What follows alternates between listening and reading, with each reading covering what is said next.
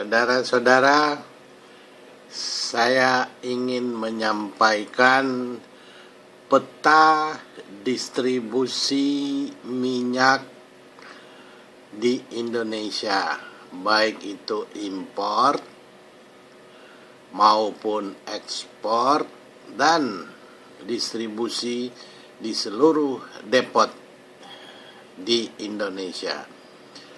Saya beri contoh, yang ini adalah kilang minyak Balikpapan, ini kilang minyak Dumai dan Sungai Pakting, ini Pelaju Sungai Gerong, ini Cilacap, ini adalah Balongan.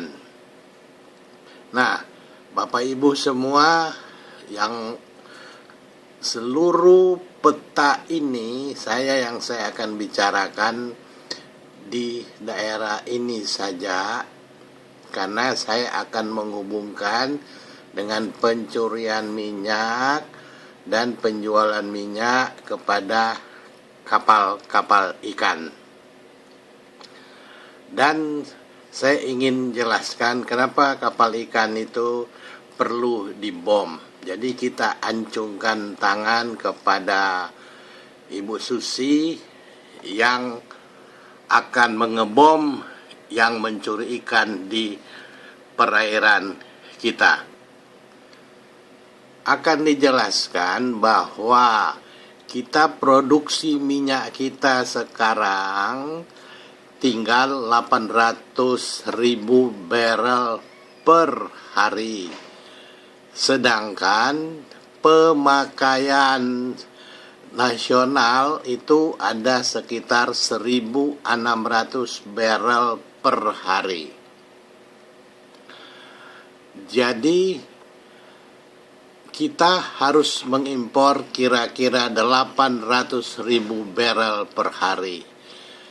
Kita impornya dari Timur Tengah, itu dibawa ke Teluk Semangka, kemudian dari Teluk Semangka didistribusi ke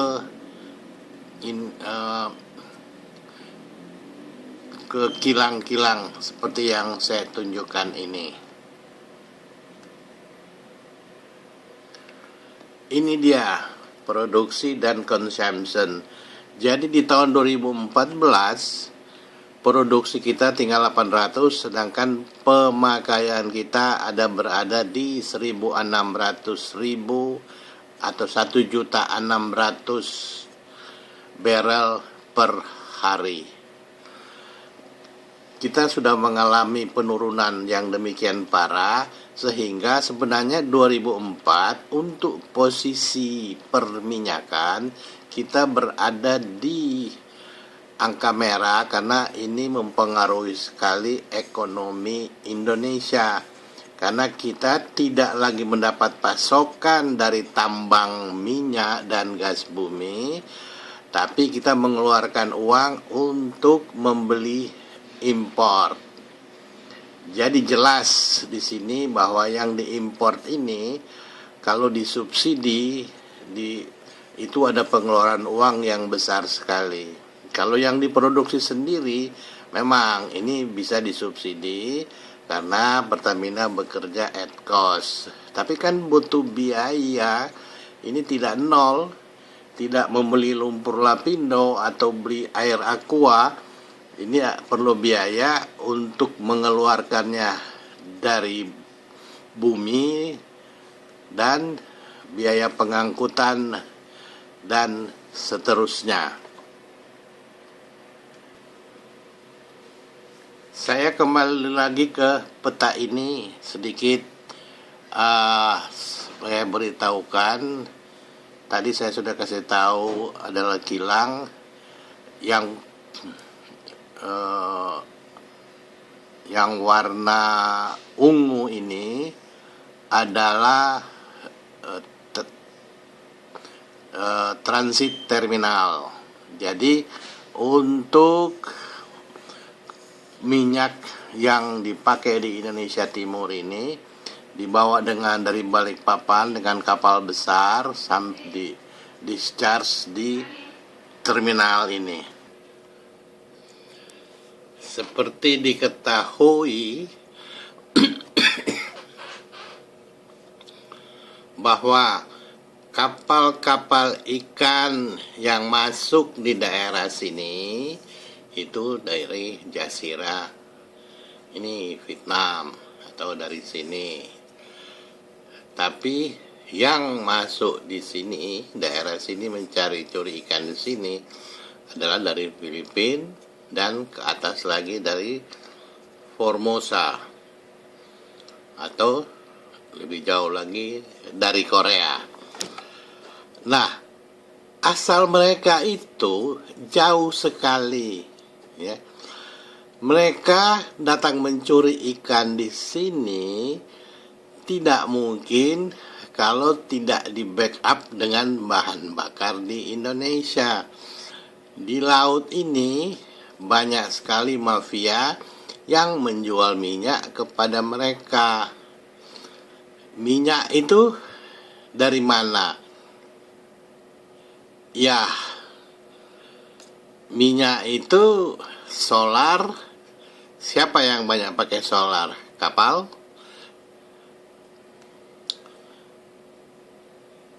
yang diesel dan industri-industri. Jadi minyak solar, minyak tanah dan bensin yang dibawa dari Balikpapan dibongkar di transit terminal Wayame. Nah, dari Wayame ini kapal-kapal ukuran 1000, 2000, 3000 sampai dengan 7000 itu mendistribusikannya ke Sorong, ke Jayapura, ke Merauke, ke Tual, ke Ternate. Nah, ini pusat dari sini. Nah, kapal-kapal kecil ini suka nakal karena tidak ada kontrol dari pemerintah, dari Angkatan Udara atau dari Angkatan Laut. Mereka suka menjual minyak di perjalanan. Walaupun sudah diatur dengan ketat bahwa kalau berangkat dengan sini dihitung harus sampai di sini katakanlah 2 kali 24 jam. Jadi mereka tidak memungkinkan untuk berhenti di jalan untuk jual minyak. Tapi ada aja alasannya. Dia mengatakan rusak lah.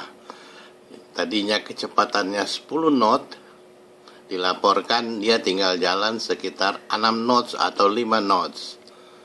Padahal dia mengambil waktu untuk sempat-sempat di perairan ini mereka adakan ship to ship untuk menjual ikan langsung kepada kapal ikan atau ada kapal penampung lainnya yang mendistribusikan ke kapal-kapal ikan.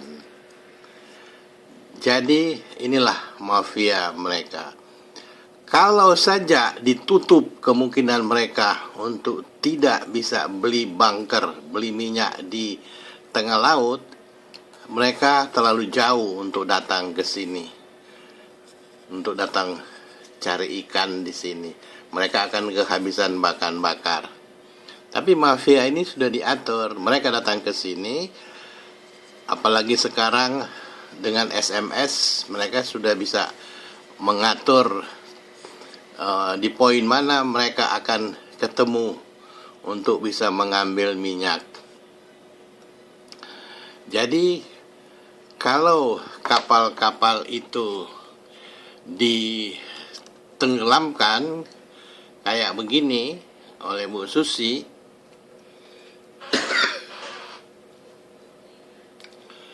maka niscaya mungkin mereka sudah nggak berani. Jadi Bu Susi ini memang hebat sekali, bisa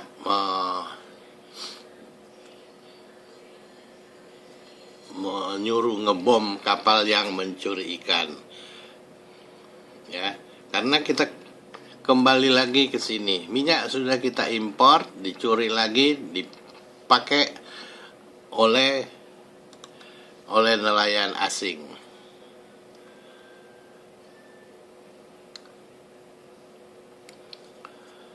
inilah distribusi minyak.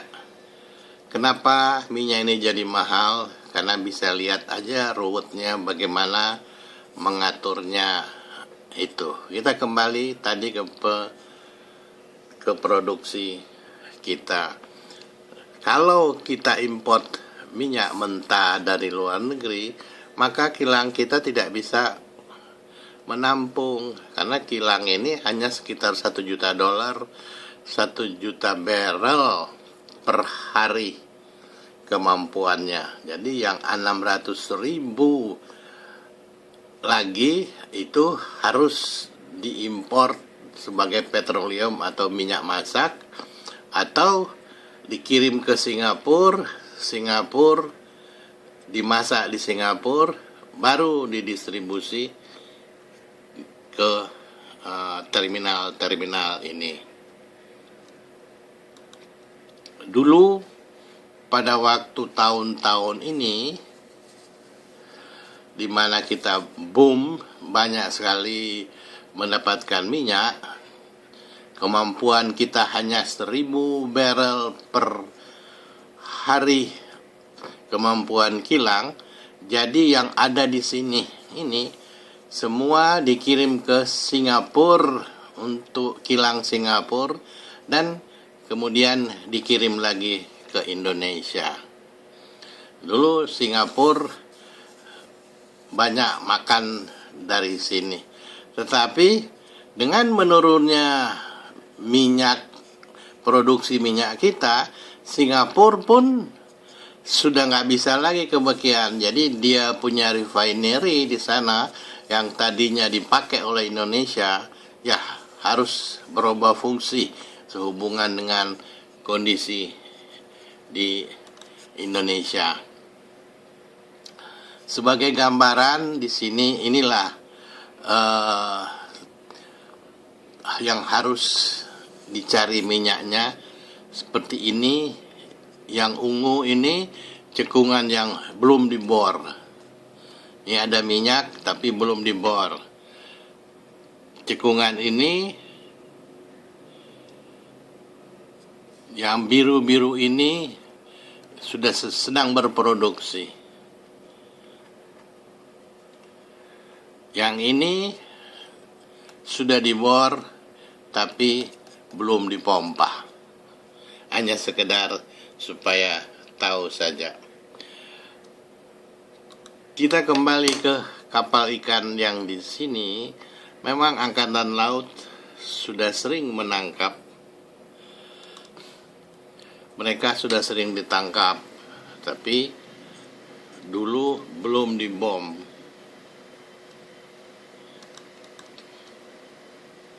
Cuma diberikan peringatan saja, orang yang ditangkap ini dilepas, kemudian kapalnya diambil oleh Indonesia.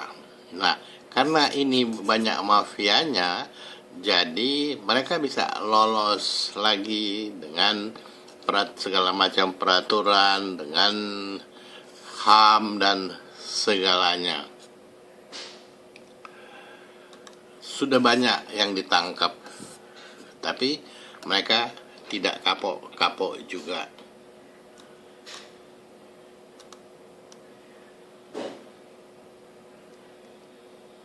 Nanti kalau kapalnya sudah dibom begini,